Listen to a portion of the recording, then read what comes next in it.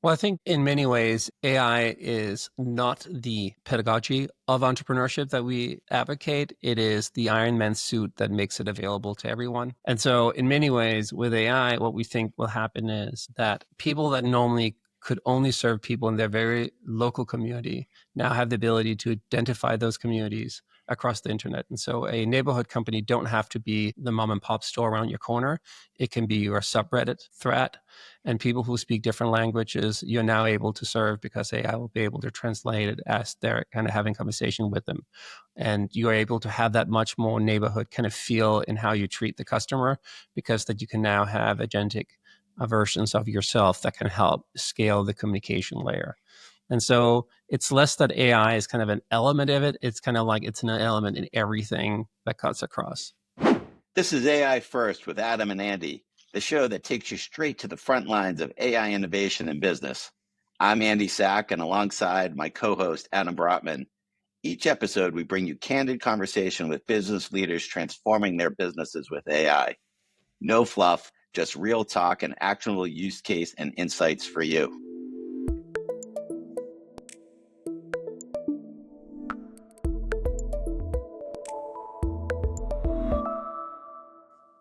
So excited for today's episode.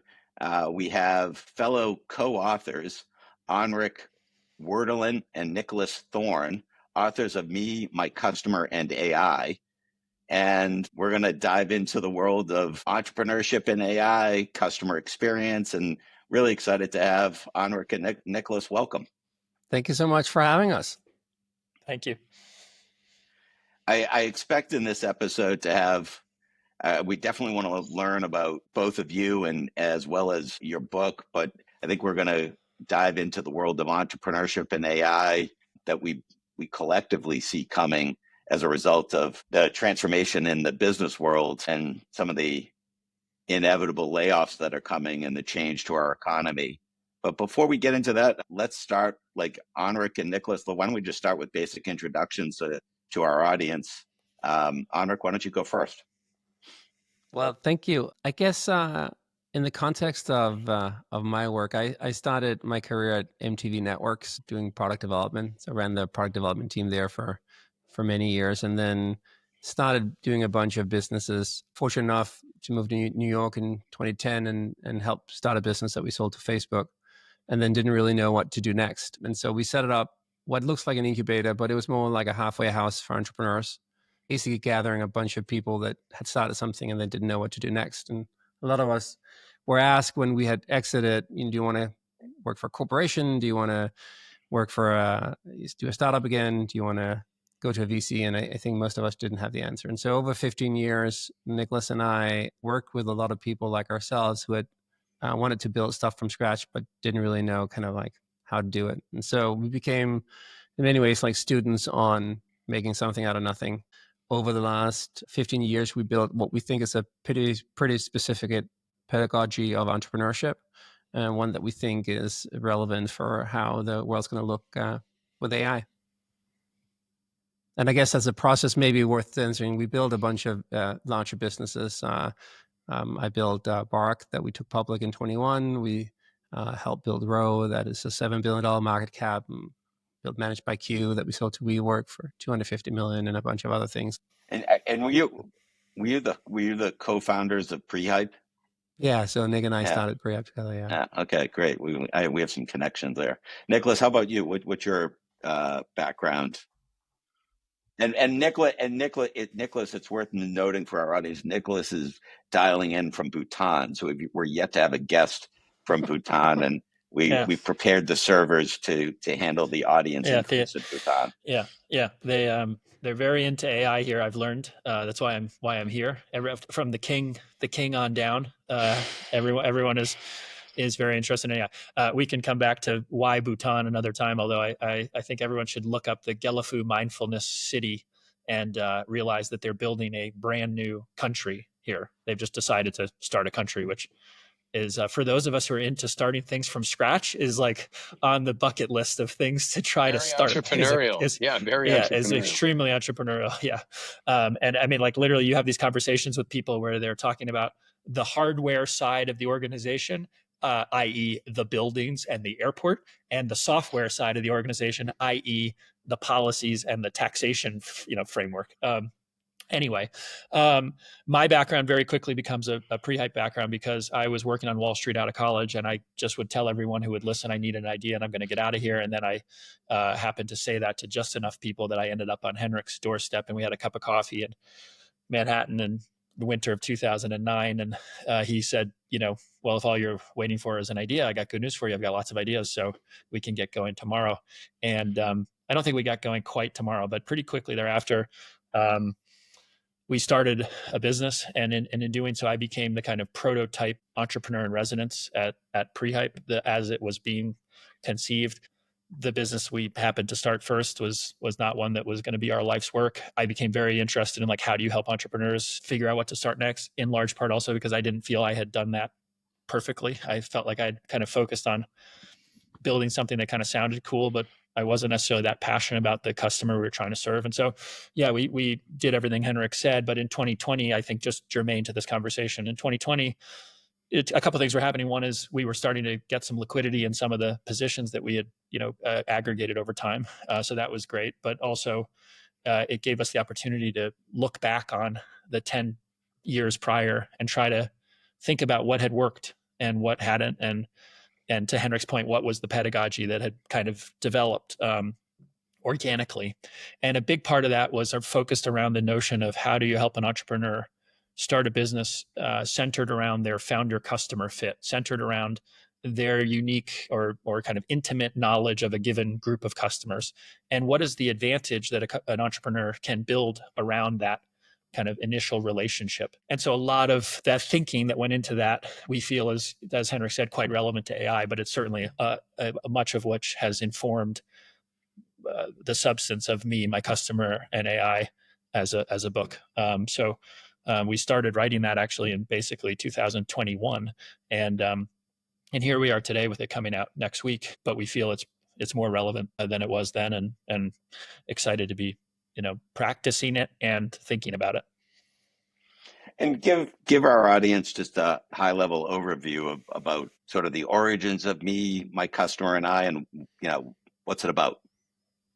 Well, basically, it has three theses. First is that there's a new type of entrepreneur emerging. 60% of Americans say they'd like to start something, only 9% does. And historically, there have been good reasons why it was difficult. You need technical experience, you needed capital. And so we think there's a change in the world around that. And second, there's a new type of company emerging. A lot of us been talking about unicorns, but we like to talk about what we call donkey corns, which is basically $1 million turnover business with 2 people or less. So we think that the neighborhood companies are going to come back, but not going to be anchored in a physical location, but in a set of people, a peer group. And thirdly, that in a world of AI, you need to figure out what your mode is. And when everybody can do everything, what will be left is what we call relationship capital, which basically have 3 layers. It has depth, basically how deeply can you connect with a customer so they feel seen. It's density, the community layer. How much can you build a business that's part of the fabric of the community you serve? And 3, it's durability, or the resilience layer. Basically, can you build a business where you're allowed not just to offer a solution to the first thing that people bought from you, but to several? And so those 3 elements is basically the crux of what the book is about. I think you might need a different name than donkey corn. Well, but the okay. donkey corn, it grinds like a mule, but it parties like a unicorn. And then when you render it in AI, it is just hilarious. And so you might be right, but also we've had so many giggles on it. It works that. for you. Okay. That's funny. I'd love to explore.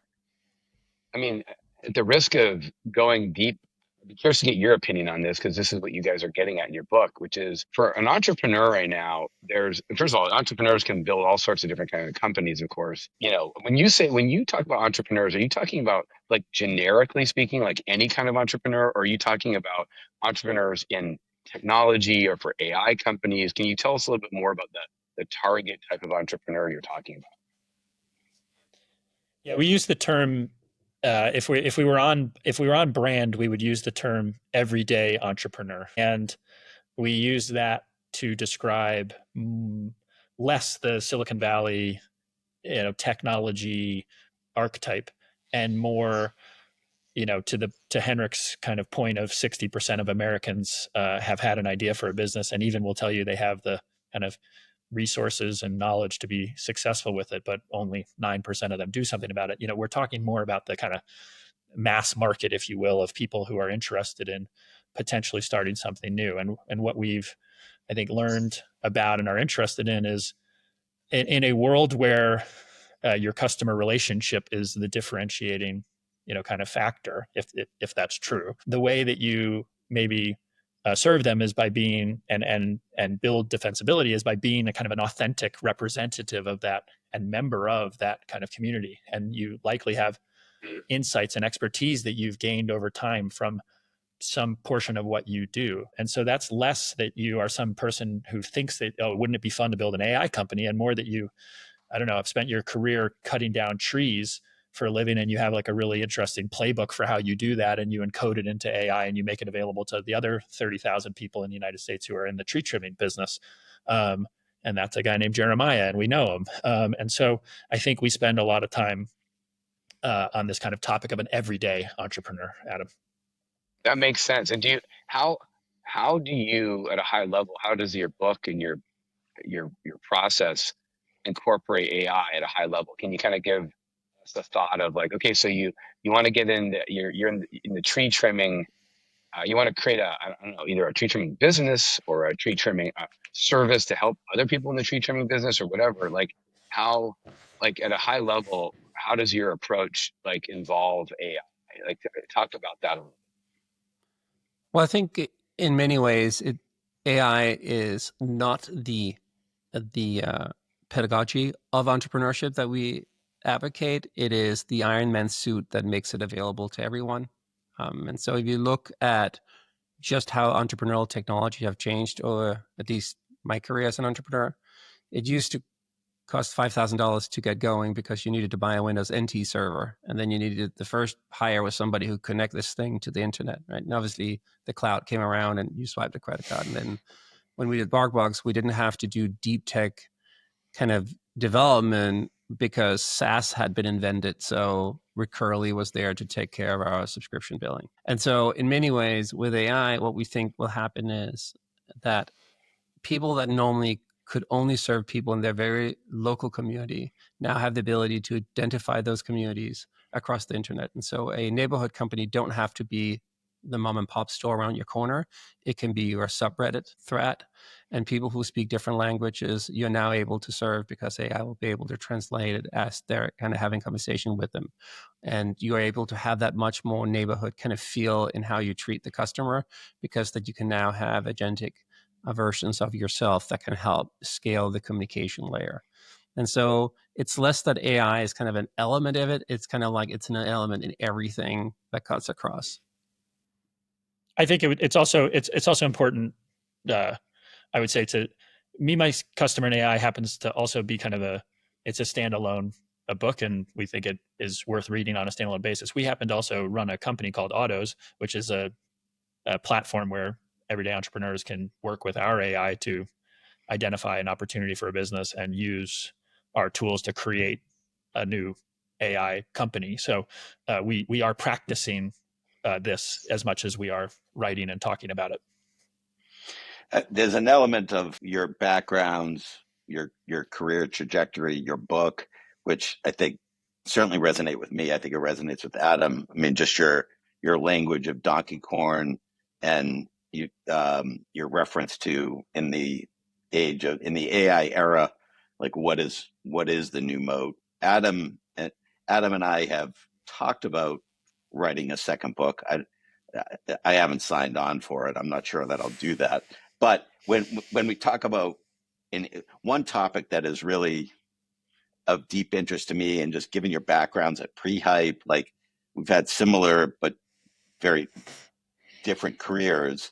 I'm super interested in this, how business is changing as a result of AI. We're seeing it already. I think we're gonna see that accelerate. This notion of what is a moat, given the acceleration. Forget what's happened to today, just what's going to come in the next 1 to 2 years. And we Adam and I have launched two wrapper apps that, we struggled with the wrapper app and getting run over by the LLMs. And we have a term for what business is going to become, which we call business 3.0.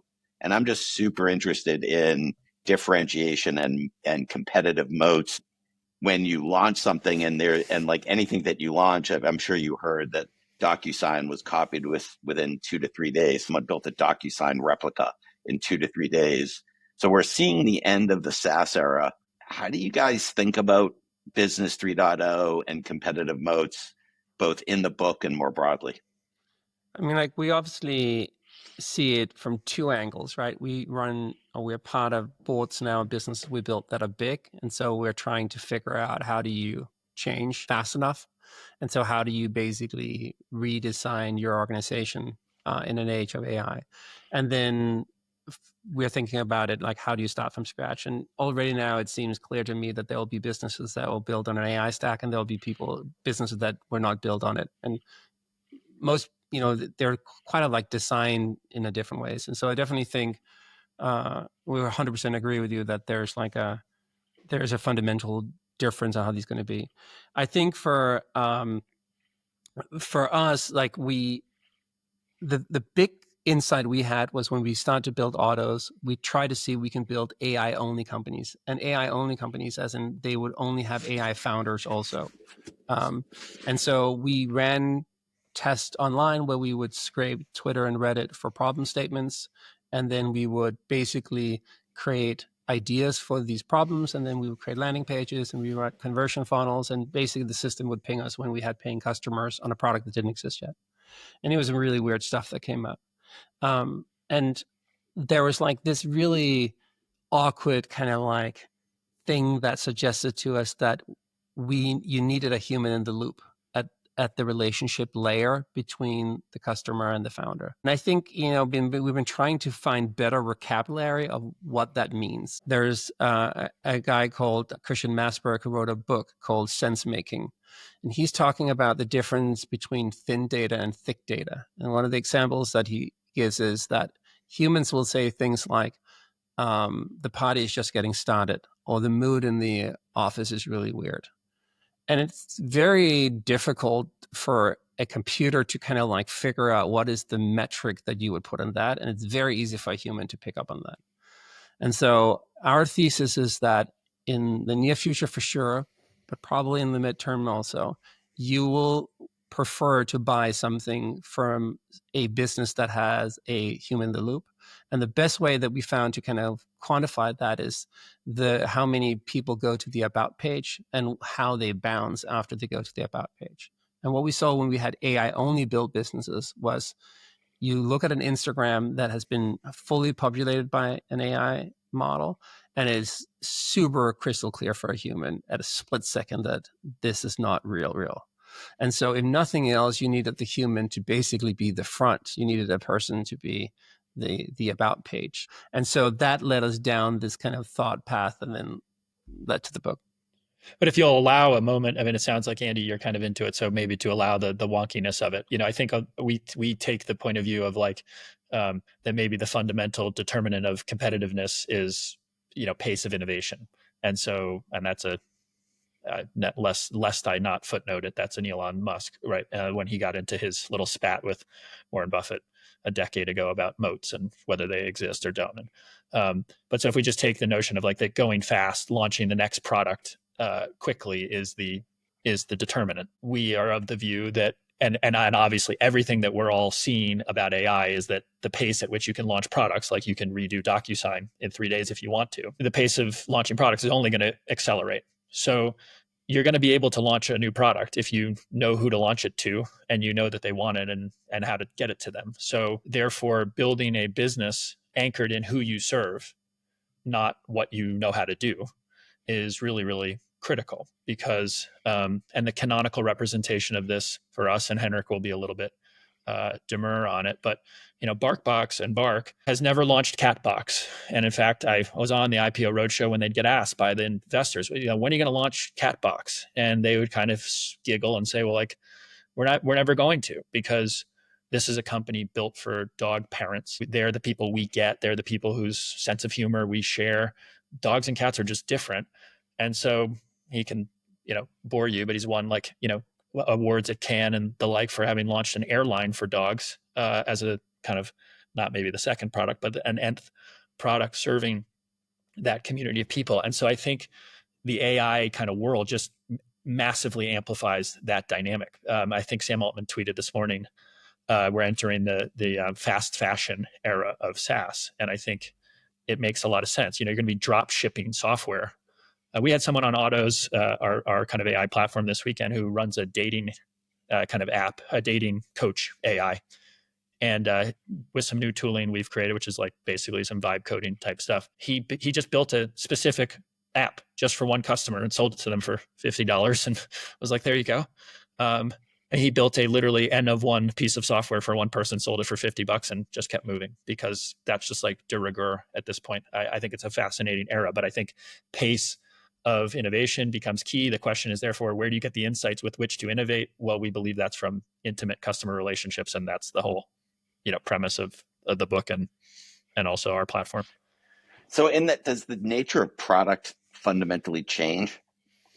Yeah, I mean, like, we basically think that the consultancy was a bad word in the venture world because it was non-scalable, but it was the ultimate personalization, right? It was the thing where you kind of abstract the way that it is done and you create the most optimal UI for the client. I'll come into your office, I'll listen to a problem, and I'll come back and I'll basically present the solution in a way that's most convenient to you. Now, highly unscalable, thus why it was unpopular. But obviously with AI systems, it is scalable. And so we do think that N of one software development is kind of like where it's heading. And I'll just anecdotally, if I look at how I use Replit right now, I've built basically most of the SaaS systems that I have been paying for, $30, $50 a month. I've now built a version of that. And obviously I only need like 10% of the feature set, but that's also the only thing I'm using. And so the question that Nicholas then was posing, if that is true, if we can build software that it can basically work just for us, who's going to help you architect that thing? Where are you going to go and buy that stuff from? Are you going to write all of it yourself? And our thesis is not. Our thesis is that you will go to somebody who have the same problems as you do, that understand that world very well, and they're going to craft basically a personalized solution for you because that they look so much like you that you want to basically fork the version of the solution that they've made. It's like in these conversations, it's hard not to just get lost in your own head, right? Because we're talking about this just almost science fictional next 5 years. It's funny, Nicholas, your point about Sam Altman saying that we're about to enter the fast fashion phase of SaaS, or maybe we've entered it. I actually sent that to Andy last night, because for the exact reason you brought it up. Like, it's Andy and I have been talking about his question about, what does this mean? And from a digital product perspective, what's going to happen, and what are the moats?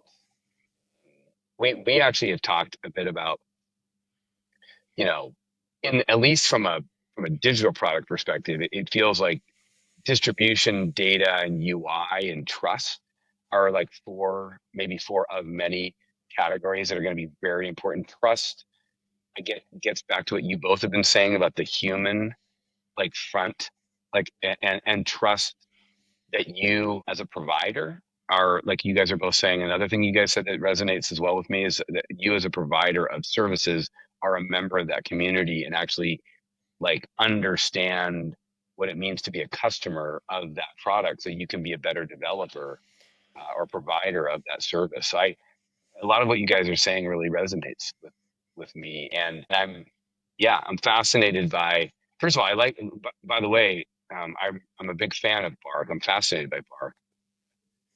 I'm involved with a non-competitive pet company. You should start by saying you're a dog owner. Yeah, I'm a big time dog owner, and right now I'm a student of the pet industry. Bark has definitely been on my radar, as Andy knows, and so congratulations, and I'm a fan. So your book's coming out in a week, and congratulations on that. As like Andy said, we're co-authors. You guys are co-authors. If I'm an entrepreneur and I read your book, what do you think my one or two takeaways will be?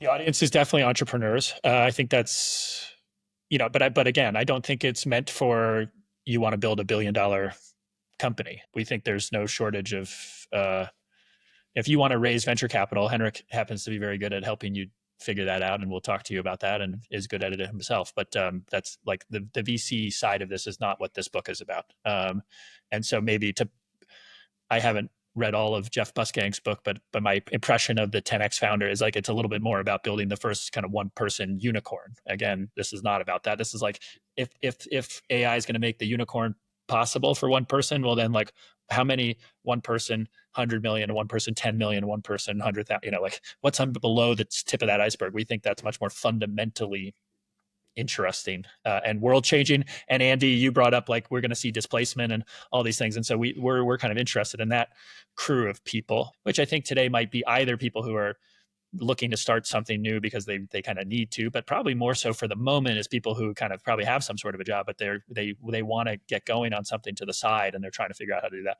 I think the one main takeaway, I'm curious for Henrik's answer to that, but I'll throw it out, is, and I would not have thought this was particularly profound, but is to, when you're thinking about what to start, given what we believe AI is going to do to the world, start with trying to figure out who you're going to serve and why you are the person that could reasonably be the lead singer of that band. And I think if you evaluate that carefully, it's not a place that a lot of people start. When you ask the average person for what's their business idea, they tell you about some solution or some market and how big the market is, or maybe they say, well, I've noticed this problem, but very rarely do they say, well, like, imagine someone who has who fits the following profile and has, I think, the following problems, plural.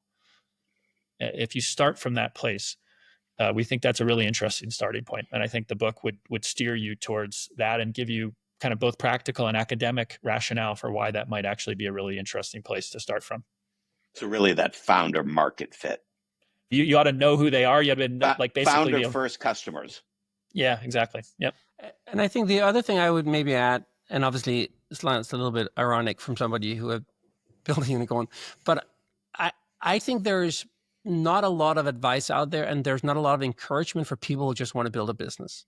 And I think if you look at the backbone of the US and most countries, we're very proud of these kind of mom and pops and this kind of like under forest of entrepreneurship, but we never really talk about it. We never really celebrate it. And so what was interesting with Pre-Hype was we were fortunate enough that we never had to raise capital for Pre-Hype. And so most incubators, they're in the business of serving up founders to a seed round. Like the output of the process is often that they have to do that. And so everything is geared about like, how do you raise a seed round?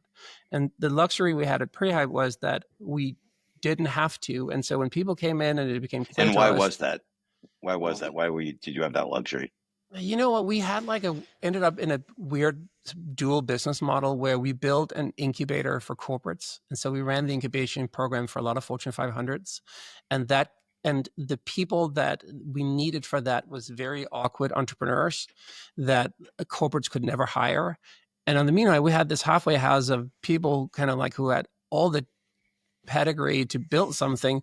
They just needed some capital and they needed some time to just figure out what they want to do. But a lot of times they just needed time. Like sometimes they just had like wounds to lick because they had just come out something that they felt was miserable. And sometimes, like they just didn't have the next thing. And so we had this kind of weird arbitrage of kind of very talented people that didn't know what to do next. And these corporations that knew that they had to build something new. They just were so good of making the sausage factory run that they had no idea what the process should be to build from scratch.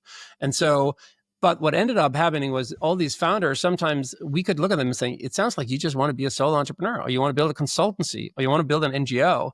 You do you. And then so I think Nicholas and I kind of like, because we were where we were, we ended up being super focused in the founder of just saying, let's figure out what makes sense for the next 10 years for you. And what often made sense was to solve a problem for somebody they gave a shit about. The audience of our podcast, AI First, is predominantly CEOs and executives of, I'll call it mid to large size consumer facing companies. And many of them have businesses. It's not necessarily that we have mom and pop people that listen, people who own mom and pop businesses who listen to this podcast as well. But we're really focused on sort of more mid-sized to large companies, and really the change that needs to happen at many of those companies as a result of the pace of AI development. What advice do you have for the executives in those kinds of companies? I mean, we wrote a book called The Acorn Method a few years back about how to use entrepreneurship to build new products and services. And so we could probably talk at length of that. But I do think that the reality is the half-life cycles of Fortune 500 companies are getting shorter and shorter. And so if you know for one thing for sure is that somebody's going to come and try to build the business cheaper, right? The whole your margin is my opportunity. I think that is just kind of amplified in AI. And so first thing is doing nothing. I'm pretty sure I know where that's going to lead, and it's not a pretty place. I will say on the AI side, maybe a thing that you won't hear other places. I think big companies and CEOs will have to figure out a way to measure some of these more softy, touchy-feely kind of things that we talked about in this podcast. I think, for example, the question of does your customer feel truly understood by your company is not a metric that we serve, that we measure normally. And I think something like, for example, a customer effort score, like how fast does your customer get an answer from you, is something that we ought to start to measure, because that's the only way we're going to force the organizations to start to pay it seriously. Obviously, with community layer, we have NPS, so we have some kind of like rudimentary kind of metrics about this stuff, but I don't think we measure these things enough. And I think it's the thing that's going to make people stand up. And last thing I will say for a CEO listening is, in an age of AI, I do think that you'll have to have the permission to create more products and services to your customer. And I think if I say Nike is launching a new hotel, you both would go like, oh, I can see what that will be. If I say, well, Hilton is launching a new shoe, I'm pretty sure you go like, what? And so I think answering the question about depth, about density, and about durability is something that founders for sure is going to need to answer, but I think CEOs of big companies will too. Nicholas, anything to add? Find the 10% of the people in your company are the most entrepreneurial and give them Replit and tell them to not come back until they've created something new and measure that. I mean, we now run new and special for a customer, new and for at least one customer. Just for one customer. Yeah. Mm-hmm. I could just get into start being in the practice like today as soon as possible. Pay whatever the silly fees are for as many of these people to have access to these tools as possible. But don't necessarily think that the product is the same product that you're already serving. If you're something in supply chain, build something for somebody else in supply chain. Adam, super interesting conversation. I'm curious what does your mind gravitate toward, want to highlight for our audience? I can't wait to read the book. I mean it. So here's where my head's at on this conversation. I'm fascinated by this because I really like what you guys are saying in this podcast for the following reason.